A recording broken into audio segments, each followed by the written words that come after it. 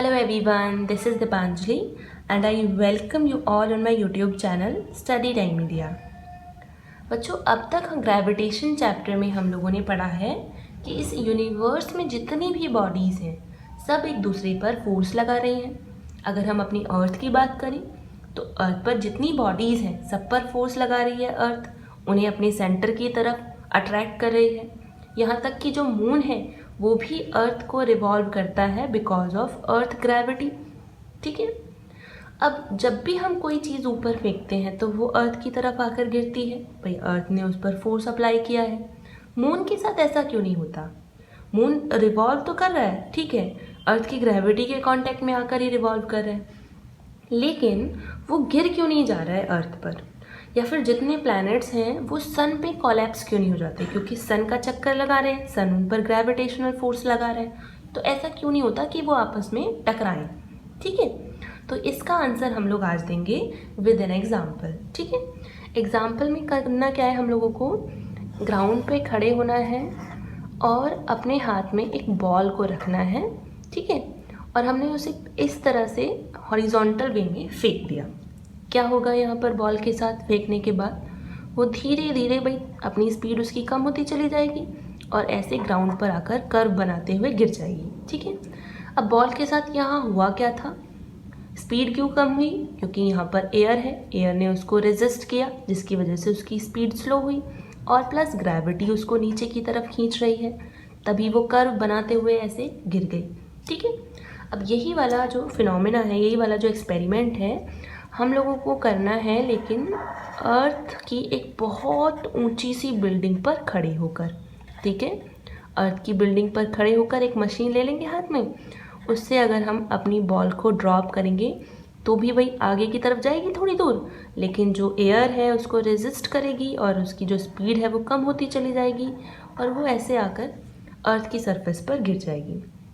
अगर इस बार हम मशीन से बहुत ज़्यादा वेलोसिटी दें उसको, इनिशियल वेलोसिटी, इनिशियल स्पीड जो है वो बहुत ज़्यादा रख दें, ठीक है, तो क्या होगा भाई? वो मूव कर रही है, ठीक है, और ऊपर जैसे जैसे हम सरफेस के ऊपर जाते रहते हैं, है ना, स्पेस में जाते रहते हैं, वहाँ एयर तो है नहीं, है ना, एयर भी कम होती चली जाती है।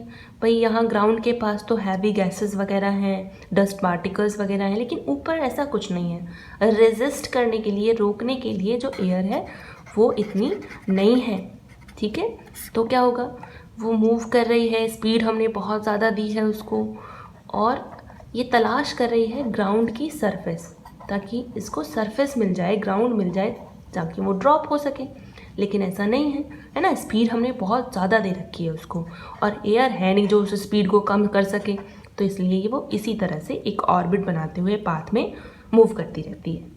ठीक है, तो ये होता है किसके साथ? बॉल के साथ। और सेम ऐसा ही फिनोमेना होता है मून के साथ। जब वो अर्थ के चारों तरफ चक्कर लगाता है तो उसकी इनिशियल वेलोसिटी बहुत ज़्यादा है, ऊपर एयर भी नहीं है जो उसको रेजिस्ट कर से, जो गोल गोल घूमने से। ठीक है, इसलिए वो उसी स्पीड में, इनिशियल स्पीड में बना हुआ रहता है।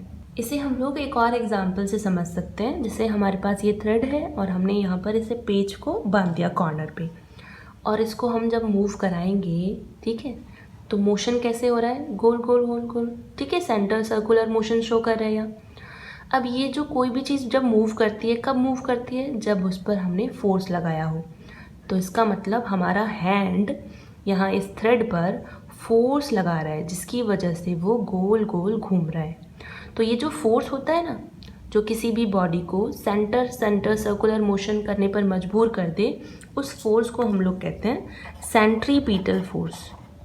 ठीक है, सेंट्रीपीटल फोर्स। और ये जो सेंट्रीपीटल फोर्स है, इसका दूसरा नाम भी हो सकता है सेंटर सीकिंग फोर्स। ठीक है, यानी जो सेंटर की तरफ लगता हो। तो ये हमारे हाथ ने सेंटर की तरफ फोर्स लगाया है इस पर। ठीक है, तभी ये इस तरह से गोल गोल मूव कर रहा है। यहाँ हमारा हैंड है, यहाँ ये पेज है, हम इसे मूव करा रहे हैं। चलो ये इस तरफ मूव कर रहे हैं। अब अगर हम इसे किसी भी पॉइंट पर छोड़ देते हैं, ठीक है, अगर ये कहीं भी मूव कर रहा है और हम उसको क्या करें? छोड़ देते हैं, तो क्या होगा? तब भी ये मूव करेगा? नहीं, वो अपने जो सर्कल है उसके टेंजेंट के अलोंग वो चला जाएगा, है ना। अगर यहाँ पर छोड़ा है तो वो इस तरह से चला जाएगा, यहाँ पर छोड़ा है तो अपने टेंजेंट के अलाउंग वो इस तरह से यहाँ मूव करेगा। अब यहाँ मूव कर रहा है ना।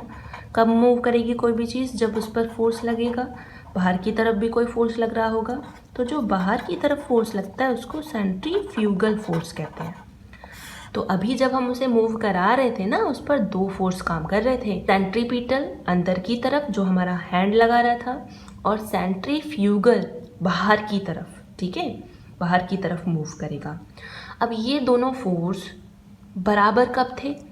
जब वो सर्कल में मूव कर रहा था, तभी तो वो अपनी एक पोजीशन पर बरकरार रहा, ठीक है। दोनों सेंट्रीपिटल फोर्स बैलेंस हो गया था।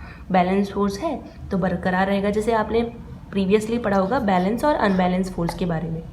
यहाँ पर एक बॉक्स है, अगर हम इस पर यहाँ 10 न्यूटन का फोर्स लगाएं और यहाँ से भी 10 न्यूटन का फोर्स लगाएं तो क्या होगा? बैलेंस हो गया ना, एक दूसरे को कैंसिल कर दिया। तो बैलेंस होने की वजह से क्या होगा कि ये कहीं भी मूव नहीं करेगा। ऐसे ही यहाँ था, यहाँ सेंट्रीपिटल और सेंट्रीफ्यूगल बराबर थे, जिस केस में ये इसी पोजीशन पर बरकरार रहकर अपनी मूवमेंट शो कर रहा था। लेकिन अगर इनमें से एक भी फोर्स ज़्यादा हो जाता है ना, यहाँ अगर 20 कर देते हैं तो क्या होगा? मूवमेंट इस तरफ हो जाएगी, इधर से ज़्यादा फोर्स लगाया जा रहा है। ऐसे ही जब हमने उसे छोड़ दिया था तो हमारा जो सेंट्रीपिटल फोर्स था वो तो हट गया, बिल्कुल ज़ीरो हो गया, सेंट्रीफ्यूगल ज़्यादा हो गया, जिसकी वजह से वो इस तरह से मूव कर जाता है, ठीक है। तो आई होप आपको समझ में आया होगा। यही कॉन्सेप्ट होता है अर्थ मून के साथ भी, ठीक है। तो जो मून है, यहाँ मून समझ लो, और ये जो हमारा हैंड है वहाँ हो गई अर्थ। तो हमारी अर्थ इसी सेंट्रीपिटल फोर्स, जो ग्रेविटी हम लोग बोल रहे हैं, जिसका दूसरा नाम ग्रेविटी हम लोग कह रहे हैं, उससे मून को अपने चारों तरफ मूव करा रही है, ठीक है। और वो जो फोर्स लग रहा है वो उसकी इनिशियल वेलोसिटी को बरकरार रखे हुए है, कोई चीज़ नहीं है अपोज करने के लिए उसको, जिसकी वजह से वो मूव करता है, वो हिट नहीं होता। आई होप आपको क्लियर हो गया होगा। दोनों में से कोई भी एग्जाम्पल से हम लोग समझ सकते हैं, ठीक है। अब नेक्स्ट हम लोग यहाँ पर ये डिस्कस करते हैं कि जो ग्रेविटेशनल फोर्स है उसकी इम्पोर्टेंस क्या है। भाई ग्रेविटेशनल फोर्स हम लोगों ने पढ़ा है अभी, वो इम्पॉर्टेंट क्यों है? तो सबसे इम्पॉर्टेंट तो यही है कि वो एटमॉस्फेयर को होल्ड करके रखता है, ठीक है। हमारा जो एटमॉस्फेयर है, एक ऐसा स्फीयर जिसमें एयर भरी हुई हो उसको एटमॉस्फेयर कहते हैं। तो हमारी अर्थ एक ऐसा स्फीयर है जिसमें एयर भरी हुई है, और उस एयर में नाइट्रोजन गैस है, ऑक्सीजन गैस है। नाइट्रोजन 78% के अराउंड में है, ऑक्सीजन है हमारी 20%, अब तो पहले 21 थी, अब तो कम ही हो गई है। और बाकी जो 1% हमारा बचता है, ठीक है, उसमें हमारी अदर गैसेस हैं। अदर गैसेस जैसे कार्बन डाइऑक्साइड, आर्गन, नियॉन, ठीक है, हाइड्रोजन, हीलियम, जिसमें कि ये जो होती है ना गैसेस, ये थोड़ी हैवी गैसेस हैं, तो एटमॉस्फेयर में सरफेस पर नीचे की तरफ मिलेगी, है ना। और ये बाकी जो गैसेस हैं ये थोड़ी हल्की हैं, इसलिए ये ऊपर की तरफ रहती हैं, है ना। यानी सब गैसेस में मास होता है, मास है तो ग्रेविटी ने अट्रैक्ट करके रखती है और हमारे एटमॉस्फेयर में बरकरार रखती है। दूसरा है ग्रेविटेशनल फोर्स रिस्पॉन्सिबल है for holding the solar system. जो सोलर सिस्टम है हमारा, वो किसकी वजह से है? एटमॉस्फेयर की वजह से। भाई सन है, चारों तरफ उसके प्लैनेट मूव कर रहे हैं, और ये मूवमेंट वो तभी हो पा रही है जब सन उनको अट्रैक्ट करता है अपनी तरफ, ठीक है।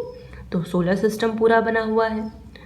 नेक्स्ट, ये जो ग्रेविटेशनल फोर्स है, ये मास किसी भी प्लैनेट का, डिस्टेंस कितनी है किसी भी प्लैनेट की, ये मेज़र करने में हेल्प करता है, ठीक है। और तो और जो न्यू प्लैनेट्स होते हैं उनकी डिस्कवरी में भी हेल्प करता है ग्रेविटेशनल फोर्स। भाई न्यूटन ने हमें दिया ना ग्रेविटेशनल फोर्स का फॉर्मूला, F = G m1m2/r², ठीक है। तो मास भी पता चल सकता है इस ग्रेविटेशनल फोर्स की वजह से, डिस्टेंस भी पता चल सकती है इस ग्रेविटेशनल फोर्स की वजह से, ठीक है, किसी भी प्लैनेट की, किसी भी बॉडी की, सेलेस्टियल बॉडीज़ जो हैं। साथ ही जो न्यू प्लैनेट्स हैं, आपको पता है जो सबसे लास्ट में जो प्लैनेट हैं, जैसे नेपच्यून है सबसे लास्ट में, उसके पहले है यूरेनस, ठीक है। तो इन दोनों की डिस्कवरी, और प्लूटो जो पहले था अब नहीं है, प्लूटो तो वो भी ग्रेविटेशनल फोर्स की वजह से ही डिस्कवर हुआ। ठीक है, जैसे मान लो हमारा जो सैटर्न है, ठीक है, उसका जब हमने फील्ड देखा, उसका जो ऑर्बिट देखा, तो उस पर एक तरह का कर्व बना हुआ था। ठीक है, उसके ऑर्बिट पर, तो वो कर्व किसकी वजह से होगा? वो जो इन्फ्लुएंस आ रहा है इसकी ग्रेविटेशन में, वो किसी और प्लेनेट की ग्रेविटेशन की वजह से आ रहा होगा। तो तब पता चला साइंटिस्ट को खोज करते करते कि नहीं, वहाँ एक यूरेनस नाम का प्लेनेट है जो इस पर फोर्स लगा रहा है ना, दोनों बॉडीज़ आपस में फोर्स लगाएंगी। यूरेनस को पढ़ा तो पता चला कि एक और प्लेनेट है नेपच्यून नाम का। नेपच्यून को पढ़ा तो उस पर भी फोर्स अप्लाई हो रहा था किसी और से, तो वो प्लूटो निकला। ठीक है, तो इस तरह से हम लोग नए प्लेनेट की डिस्कवरी कर सकते हैं इस ग्रेविटेशनल फोर्स की वजह से। ठीक है, और अगर हम इम्पॉर्टेंट एक और लें, जो हमारी अर्थ है वो मून पर ग्रेविटेशनल फोर्स लगाती है। मून भी तो लगाता होगा, है ना, सन तो हमें लगाता ही है। तो ये जो सन और मून दोनों का ग्रेविटेशनल फोर्स है ना, ये ही टाइड्स को जनरेट करता है। हम लोगों ने पढ़ा है हाई टाइड्स, लो टाइड्स। ठीक है, ज्योग्राफी में हम लोग पढ़ते हैं। टाइड्स का मतलब क्या होता है? जो अर्थ का जो वाटर है, ठीक है, वाटर का लेवल इंक्रीज हो जाता है। वो जो अर्थ का वाटर है वो इन दोनों की ग्रेविटी की कांटेक्ट में आने पर थोड़ा सा अपने लेवल से बाहर की तरफ आ जाता है। तो जो अर्थ की शेप है वो बदल जाती है, जिस तरह से आप लोग देख ही सकते हो, इस तरह से बदल गई है वो। ठीक है, तो ये टाइड्स भी किसकी वजह से जनरेट होती हैं? इसी ग्रेविटेशनल फोर्स की वजह से। और इनका यूज़ हम लोग इलेक्ट्रिसिटी जनरेट कराने के लिए करते हैं। 10th में आप लोग पढ़ोगे सोर्स ऑफ एनर्जी चैप्टर, जो कि इस बार तो डिलीट हो गया है, ठीक है, कोरोना की वजह से, लेकिन कोई नहीं, आगे आप लोग पढ़ोगे, अपनी नॉलेज के लिए भी पढ़ोगे। ठीक है, तो आई होप आपको समझ में आ गया होगा। किसी को भी कोई प्रॉब्लम है, कोई क्वेश्चन है, तो आप कमेंट बॉक्स में पूछ सकते हैं।